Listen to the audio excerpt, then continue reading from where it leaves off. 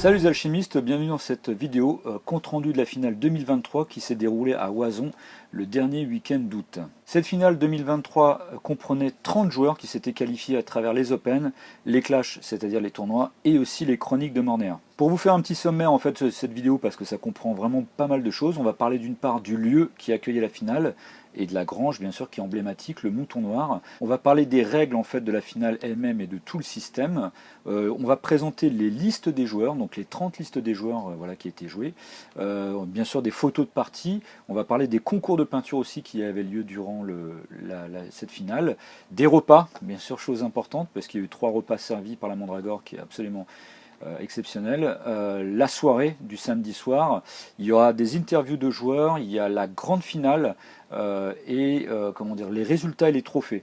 Et d'ailleurs, j'en profite pour dire qu'il y aura une prochaine vidéo qui sera diffusée la semaine prochaine sur justement cette grande finale qui a vu le vainqueur entre les deux joueurs qui ont participé à cette grande finale. Et en fait, cette grande finale a été commentée en direct par Caillou et moi-même. Voilà, et donc ça sera l'objet d'une prochaine vidéo qui sera diffusée sur la chaîne. Et également un grand merci à Vad et Cassandre en fait pour toutes les photos qu'ils ont pu faire, qui vont pouvoir aussi compléter en fait et agrémenter cette vidéo. La finale se déroulait donc à Oison, en plein milieu de la France, entre Bourges et Orléans, voilà, dans le lieu qui s'appelle le Mouton Noir, un grand espace, une sorte de ferme en fait, vraiment perdue entre guillemets en pleine nature, mais qui permet vraiment à toute la communauté de pouvoir se réunir. Et voilà, on a eu la chance en fait d'avoir un temps vraiment magnifique durant tout le week-end et de pouvoir prendre les 3 repas en fait dehors sous la grande tente, donc c'était vraiment super agréable. Sur place, il y a des yourtes, en fait, il y a 2 yourtes où il est possible en fait de dormir. Il est possible aussi de dormir dans la salle ou bien de pourquoi pas monter sa tente en fait sur place directement sur le terrain. Il y a aussi des campings à proximité, des hébergements à proximité, des logis, etc. Donc vraiment c'est assez simple en fait de pouvoir venir dormir dans le coin. Et puis comme vous pouvez le voir en fait sur place, c'est en fait il y a une petite ferme en fait avec pas mal d'animaux, etc. Donc le cadre est vraiment super sympathique et très bucolique en fait, pour reprendre les mots d'un participant. Et donc encore une fois on remercie vraiment beaucoup Julien et toute son équipe de l'association de la Mandragore qui nous ont accueillis de façon exceptionnelle. Et donc la grange du Mouton Noir, voilà, c'est une grande pièce, c'est une grange en fait qui est vraiment très grande, qui accueillait sans problème en fait les 30 participants. Toutes les tables en fait avaient été préparées le vendredi soir par l'équipe de la Mandragore.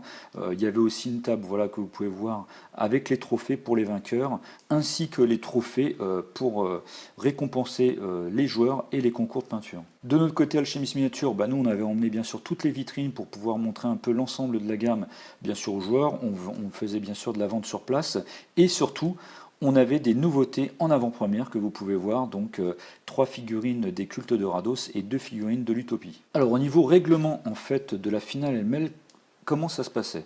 D'une part, en fait, nous avons mis en place un petit logiciel que nous avons créé qui mesure un système Elo qui est un peu équivalent en fait à ce que l'on peut voir dans les échecs, qui est un peu différent en fait des résultats en fait ou du classement qu'il y a sur T3, puisque là c'est vraiment les parties qui ont été jouées durant la saison, etc. Donc ça diffère quand même pas mal du classement T3 et c'est quelque chose d'un petit peu plus juste par rapport au niveau de chaque joueur. Ce classement Elo en fait nous a permis de mettre en place un système de défis qui permettait que les joueurs pouvaient défier en fait des joueurs 5 places au-dessus ou en dessous de soi en fait pour la première ronde. Pour la première ronde, donc en fait c'était on partait, c'était descendant, c'est-à-dire que c'était le joueur le moins bien classé qui pouvait défier un joueur parmi les 5 au-dessus de lui. Donc ça c'était pour la première et troisième ronde.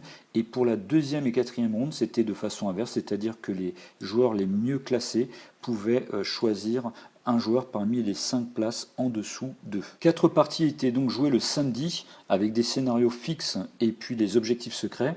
Et à l'issue de cette première journée, en fait, les 8 meilleurs joueurs se qualifiaient pour l'arbre en fait le lendemain. Le lendemain, le dimanche, les joueurs classés entre la 9e position à 30e position faisaient 2 parties supplémentaires pour le classement toujours, pour être classé entre 9 et 30. Et les 8 meilleurs joueurs en fait du samedi jouaient aussi eux 2 parties en fait par élimination directe si on peut dire pour accéder déjà aux demi-finales. À l'issue de ces 2 demi-finales, 2 joueurs bien sûr remportaient et se qualifiaient pour la grande finale qui a été jouée en début d'après-midi le dimanche. Nous allons voir maintenant les 30 listes des joueurs. La première, jouée par Archaon, donc en Royaume d'Avalon, avec Garland, le prêtre de campagne, un Templier, le Chevalier errant, un pèlerin et 2 recrues. Emmerich, lui, était venu en Ashti avec Nasfark, le maître de l'eau foudre, un étouffeur, un Claphoros, un sabreur et un Ouoros. Azufel, lui aussi, était en Royaume d'Avalon avec Léodégarius, le prêtre de campagne, 2 pèlerins, 2 arbalétriers et 3 recrues. Beauté divine était elle en triade de jade avec Xiangling, Ma Yingsu,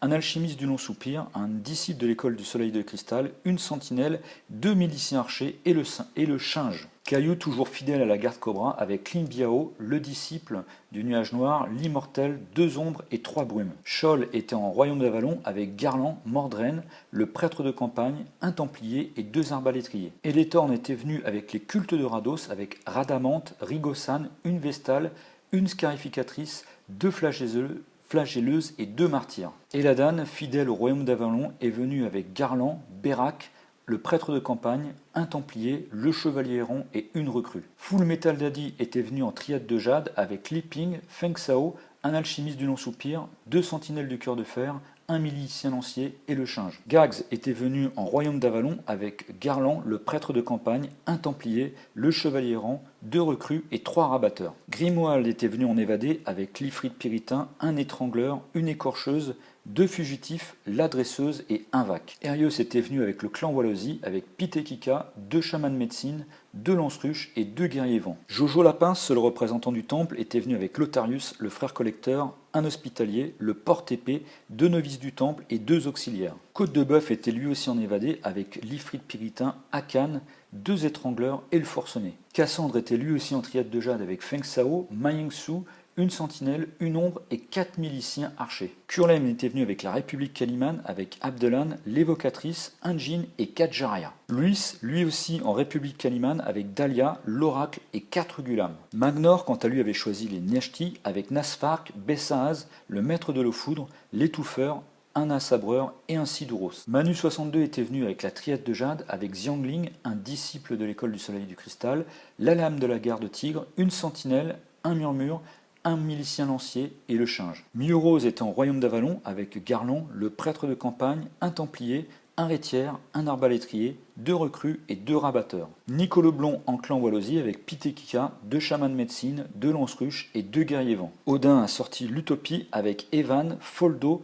la missionnaire, le sourcelier, un moucheur et un grappaor. Hervé Adiadéon est venu en sororité et Fadela avec Litam, l'oracle, un djinn, 2 génies maritains et une protectrice Fadela. Sassori, lui aussi en Walosi, avec Pitekika, Kaapiti, 2 sentinelles cornues et 3 guerriers vents. Le seigneur de la lanterne était venu en Royaume d'Avalon avec Léodégarius, le prêtre de campagne, 2 pèlerins, un arbalétrier et 4 recrues. Shashak était venu avec la nation Orlok avec Watanka, le chaman Nuilou, 2 gardes-esprits loups et 3 tonnerres guerriers loups. Timanim était venu lui aussi en sororité et Fadela avec Litam, Nassira, un djinn, 2 génies maritains et le génie piritain. Touf était venu en République Kaliman avec Kiesha, un djinn, 2 derviches et 2 tuaregs. Vad était lui aussi en Utopie avec Virato, Chunkey, le sourcelier, un homoncule, un moucheur et un nécromorphe. Et enfin, Y Tofu était lui aussi en nation Orlok avec Tapioca, le chaman corbeau, un totem au roc, 2 gardes-esprits loups, un tonnerre loup et un tonnerre corbeau. Les parties étaient disputées bien sûr en toute convivialité, chacun essayant de donner le meilleur de soi-même. Beaucoup de joueurs ont vraiment constaté qu'il y avait quand même un gros niveau de jeu sur cette finale. À la fin du samedi et donc des 4 parties jouées, eh bien on avait le résultat des 8 joueurs qualifiés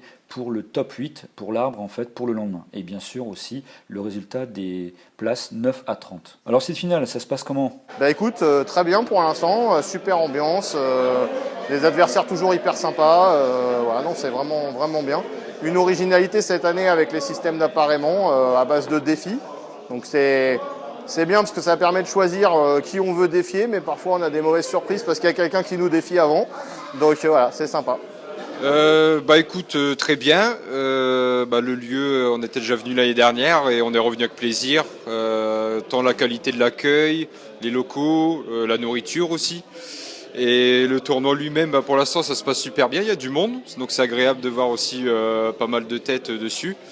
Les petits systèmes de défis, c'est intéressant, surtout que c'est alterné en bas, en haut à chaque fois. Donc c'est pas forcément, ça avantage pas forcément les mêmes joueurs à chaque fois. Et au niveau du tournoi lui-même, 2 parties, une petite défaite au début, parce que je me suis tapé un Mathieu dès le matin, c'est compliqué. Et la deuxième, ça s'est mieux passé, une belle petite victoire. Donc on va voir où ça nous mène.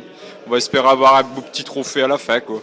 Ça se passe bien. En fait, pour moi, c'est surtout l'occasion de sortir une nouvelle faction. Clairement, c'était tiens, j'ai des figurines pas peintes, je les monte, je les peins, je m'inscris, comme ça me sort les doigts et je le fais. Et puis surtout, ça permet de retrouver des potes qu'on met du temps à retrouver ou qu'on n'a pas tellement l'occasion. Et là, par exemple, je suis très content d'avoir affronté des joueurs où tu te dis, voilà, on les croise pas assez, donc c'est l'occasion. Avec ces défis, on est sûr de choisir qui on va défoncer et donc défoncer en toute amitié. Voilà, c'était super.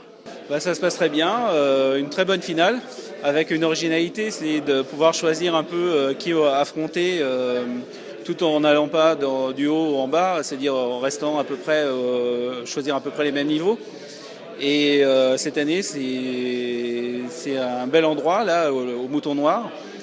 Et je pense qu'il y a une bonne ambiance, on rigole bien. Et on va voir ce que ça va donner par la suite des parties. Voilà. Déjà merci à Alchemy d'être venu, puis à tout le monde d'être venu, d'avoir fait le déplacement, c'est plutôt un super moment. Nous, niveau jeu, ça se passe super bien, on est exactement où on voulait être, c'est-à-dire que là on maîtrise, je pense qu'on très rapidement va pouvoir penser au top 8 en partant de la fin. Je crois qu'on est à... Enfin moi en tout cas j'en suis sur 2 parties à 4 tours de jeu. Donc oui, à peu près, donc ouais, on est pas mal. On est ce qu'on appelle des alchimistes précoces. On part un peu vite. Mais sinon super moment. Enfin, tu vois, la salle est pleine, tout le monde a l'air content, ça se passe bien. Gros niveau de jeu par contre. Putain, je trouve que depuis le dernier tournoi, on a pris. Enfin, je sais pas ce que t'en penses, mais un coup de vieux là. On a pris un coup de vieux, ouais. Il y a un niveau énorme, quoi. Enfin, tu vois, tout le monde est venu très sérieux, ça étudie à mort. Nous, on arrivait un peu touriste et ça paye. Ça paye. Vous êtes à l'école, tout le monde étudie. Tout le monde étudie, c'est ça. Sauf nous. Ouais. Eh ben écoute, pour le moment, super finale. Là où c'est très sympa, c'est qu'on a une organisation un petit peu différente avec un système de montée-descente avec des défis sur l'arbre, enfin sur la poule de la première journée pour avoir un arbre en seconde journée. Et donc du coup, on sent que c'est un petit peu différent. Les gens entre les parties regardent la liste des autres pour théorie-crafter un petit peu qu'est-ce qu'il y a. Donc ça met vraiment une bonne énergie. Les parties sont super sympas, ça rigole bien. Petite bière entre les parties. On a essayé de faire un truc un peu sympa en termes de lot, de trophées pour marquer le coup. Donc je pense que c'est pas terminé, mais on est parti, je pense, pour une finale qui va rester dans les annales pendant quelques années. Ça se passe bien, ça se passe bien. Ça va être compliqué pour le top 8, mais là je suis en bonne voie. J'ai fait 2 victoires avec 2 objectifs secrets à 4 points. Donc là je devrais être à 20 points, on est à la moitié de la journée. On jouait plus la Darina là en 3e ronde.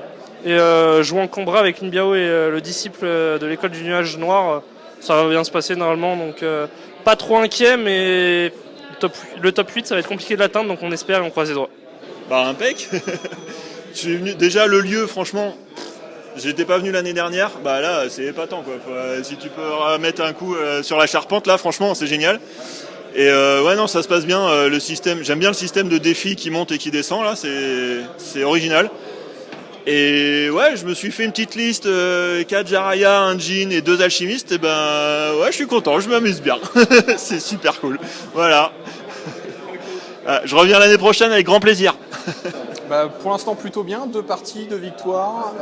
Pour un retour où ça fait un bon moment déjà que j'avais pas fait de tournoi, plutôt pas mal. À voir maintenant ce que ça va donner, je pense que le 3e tour va être très très violent. Donc voilà, on verra bien. Et ça y est, on y est enfin. La première pour moi finale alchimique pour Alchemy. Les copains sont là, l'ambiance est bonne, il y a de la bière, tout va bien, il fait beau, magnifique week-end. On est sur le premier jour, on verra nos têtes demain. Déjà, c'est vraiment très très agréable de se retrouver sur un tournoi à 30 joueurs. C'est vrai qu'on fait pas mal de tournois et là c'est vrai qu'on voit encore des nouvelles têtes, donc c'est vraiment super agréable. On découvre de nouvelles façons de jouer, de nouveaux adversaires. Donc ça c'est vraiment un point qui est vraiment sympa. Et puis un gros niveau de jeu aussi, donc avec des listes qu'on sent travailler, des adversaires qu'on sent motivés et entraînés. Donc dur mais sympa. Voilà. Ouais, des adversaires valeureux. Je suis à une égalité de défaites et 2 grosses défaites. On est sur du joueur compétitif qui connaît. Là, je découvre enfin Alchemy en tournoi pour le coup. Les autres tournois qu'on a fait, c'était vraiment ambiance plus amusement, avec toujours 2 ou 3 gros joueurs qui performaient. Là, j'ai l'impression que tous les adversaires que je rencontre savent ce qu'ils font. Ça surprend. Surtout que je suis venu un peu les mains dans les poches avec une petite compo à base de chat. Le chat ne marche pas. Mais bon, ça me fait découvrir une autre facette du jeu, c'est agréable. Ouais, donc la finale, super, franchement, encore l'endroit absolument génial. Le Mouton Noir, c'est vraiment un lieu exceptionnel. Cette année aussi, c'est vrai que on est 30 joueurs à cette finale et ça fait 7 ans que c'est pas arrivé aussi d'avoir autant de joueurs, sachant qu'il y a 5-6 joueurs qui ne pouvaient pas venir. Donc c'est aussi super plaisant d'avoir un grand nombre de joueurs. Et puis franchement, la préparation qui a été faite aussi par l'équipe, Mathieu, Clément, Arnaud, enfin voilà, avec le vidéoprojecteur, avec les trophées qui sont juste géniaux. Franchement, moi j'ai participé, ça va faire, je crois, presque 15 ans, 14 ans que je fais des finales. Je crois que celle-ci, c'est sincèrement une des meilleures dans la convivialité, dans l'endroit, dans la bouffe qu'on peut faire grâce aussi à l'équipe de la Mandragore, c'est juste exceptionnel ce qu'ils font. Donc voilà, c'est vraiment une finale de volley. Et puis aussi dans le jeu, il y a beaucoup de monde qui ont dit ça, d'une part dans les règles en fait qui ont été faites avec le système de défi, et puis aussi apparemment dans le niveau de jeu qui augmente en fait. C'est vrai après année. Donc c'est bien. Donc en fait c'est génial parce que la convivialité est mêlée à la compétition en fait, et voilà, et c'est au même plan ou voilà ou un plan devant l'autre, peu importe, mais il n'y a pas de mauvaise ambiance. Il y a vraiment, ça joue compétitif dans une bonne ambiance et ça c'est vraiment cool. Et puis voilà. Donc je peux que vous inviter encore une fois à venir sur les prochaines Open, prochains tournois ou à participer aux chroniques pour vraiment participer à la finale de l'année prochaine qui sans doute sera aussi bien, voire mieux en fait. Voilà. Super moment avec beaucoup de monde, une bonne ambiance. Et puis un système pour choisir ses adversaires qui au final est super sympa parce qu'on se retrouve souvent avec des gens de notre niveau. Donc c'est excellent. Avec l'association qui accueille l'événement, c'est toujours un merveilleux accueil. C'est génial. Ça fait la 2e fois que je viens et on n'est pas déçus et je reviendrai l'année prochaine. Voilà. Écoute, c'est génial. Là, on est fin de première journée. A priori, tout le monde a passé une bonne journée. En tout cas, il y a une super ambiance. Ça se passe très bien. On a une 2e journée demain. Moi, de mon côté, très content. J'ai intégré l'arbre final pour aller chercher la première place. On verra demain. Mais voilà, c'est génial. Le lieu toujours aussi super. La nourriture toujours aussi super. Donc, on a hâte de voir demain. Et puis l'année prochaine, on essaiera de faire encore plus sympa. Voilà, c'est nickel. À l'issue de cette première journée, nous avons aussi organisé un concours de peinture troupe et concours de peinture figue individuelle. Le gagnant pour le concours troupe a été remporté par Team Anime avec sa troupe Sororité et Fadela. Et le gagnant, on va même plutôt dire, et la gagnante pour la catégorie individuelle a été remportée par Beauté Divine avec sa magnifique Maingsu. Alors on vous a parlé aussi des repas, paraît-il qu'il y en a certains qui viennent même que pour ça à la finale. Voilà, donc comme je disais, on a eu la chance de pouvoir manger dehors en fait à chaque repas, donc ça c'était vraiment génial. Et voilà, en fait, Cassandre a eu la très bonne idée de prendre les plats en photo, c'est vraiment une super idée. Voilà, donc le samedi midi, on pouvait manger pâte napolitaine avec une glace et chantilly maison. Le samedi soir, un burger frites avec panna cotta, figue. Et le dimanche midi, barbecue au crottin pané avec patate au four et mousse au chocolat. Je peux vous dire qu'on s'est vraiment régalé. Et franchement, encore une fois, la Mandragore, c'est top class. Vraiment un grand merci à vous pour ces repas qui étaient vraiment super. Et en plus de ça, ils prennent même en considération les menus végétariens. Donc vraiment, il n'y a pas grand chose à dire, sinon qu'un très très grand merci. Et donc le samedi soir après le repas, eh bien c'était une soirée détente, certains ont joué, pas mal discuté aussi, mais franchement j'ai vu aussi qu'il y a pas mal qui finalement allaient se coucher tôt, certains même ont parlé d'aller réviser un peu les scénarios du lendemain, que ça soit aussi bien pour les gens qui étaient qualifiés dans le top 8 ou bien pour les gens qui pouvaient concourir pour essayer de monter entre les places 30 et 9, voilà, c'est pas mal de joueurs ont finalement été se coucher quand même assez tôt en fait pour être en forme dès le lendemain. Le dimanche matin, le rendez-vous était donné très tôt, dès 7h30 en fait, pour prendre le petit déjeuner tous ensemble en fait dans la salle, dans la grange du Mouton Noir. Et puis on reprenait les parties pour les rondes 5 et 6, aussi bien en fait pour les gens qualifiés le top 8 et que les joueurs de 9, positions 9 et 30. À l'issue de ces 5e et 6e parties, eh bien, la grande finale a été établie. Voilà, c'est Full Metal Daddy et Gaz en fait qui se sont qualifiés. Et en fait, cette finale a été commentée par Caillou et moi-même, et comme je le disais, ça fera l'objet d'une prochaine vidéo. Vous pourrez voir en fait la finale en entier, avec toutes les explications de jeu, plus les stratégies. On a essayé d'être très didactique. Pendant ce temps, eh bien, les joueurs en fait, étaient détendus, pouvaient parler, et même il y a eu une partie en 300 points qui a été jouée entre Eladan et Kurlem. À l'issue de cette grande finale, donc voilà, tout le monde était en attente des résultats. Plusieurs trophées ont été décernés. Meilleur restaurateur, c'est l'équipe bien sûr de la Mandragore avec Aurore, Julien, Louis, Vad, Tanaël, Touf et aussi le petit frère de Tanaël dont j'ai oublié le prénom. Le trophée de Underdog revenu à Azufel, donc en fait c'est la meilleure performance entre son classement Elo, il était 20e, et le classement lors de cette finale où il est arrivé 4e. Le trophée du scénariste est revenu à Magnor en fait qui a obtenu le meilleur goal average en fait sur les scénarios. Le trophée de Task Master est donné à Herios qui a fait le plus de points au niveau des objectifs secrets. Le trophée du représentant totémique a été attribué à Louis avec sa liste Dahlia, l'Oracle et les 4 Gulam. Le trophée du joueur le plus fair-play durant cette finale a été attribué à Cassandre. Le trophée de l'alchimiste, c'est-à-dire celui qui a eu la plus grande chance, a été attribué à Kurlem. Et le trophée de malheur au jeu, celui qui apparemment a eu le moins de chance, a été attribué à Vad. Pour le trophée, là, malheureusement, c'est pas le trophée du joueur le plus flou, je suis désolé, pardon, 1000 excuses à Touf pour cette photo complètement floue, mais il a remporté le trophée de la bonhomie, c'est-à-dire celui qui avait la meilleure bonne humeur durant les parties. Et enfin, le podium, bien sûr, avec 3e Team Anime avec sa liste Sororité et Fadela, 2e Full Metal Daddy avec sa liste Triade de Jade, et premier et grand vainqueur de cette finale 2023, Gags avec sa liste Avalon. Voilà, j'espère que cette vidéo vous a plu, que ça vous a donné un peu un aperçu, bien sûr, de cette finale. Voilà, on vous donne rendez-vous l'année prochaine, très certainement en fait au même lieu. Je pense que la finale, comme je disais à Julien de l'équipe de la Mandragore, à mon avis, elle est faite pour être de longues années en fait dans ce lieu, très certainement fin août. Donc si vous voulez participer à la prochaine finale, vous savez ce qu'il vous reste à faire. Participer au clash, c'est-à-dire les tournois, ou bien les open, ou bien jouer aux chroniques. Ce sont en fait les 3 moyens de pouvoir se qualifier et de pouvoir participer à cette grande finale. Toute l'équipe Alchemist Miniature se joint à moi pour remercier les joueurs, leur convivialité, leur bonne humeur durant tout ce week-end, et bien sûr aussi à l'équipe de la Mandragore qui nous a accueillis de façon exceptionnelle encore une fois. Et comme je disais en début de vidéo, je vous donne rendez-vous pour la prochaine vidéo qui sera la vidéo de la partie de la grande finale avec des commentaires. Ça sera vraiment très intéressant de pouvoir regarder ça, de comprendre les stratégies des deux joueurs, etc.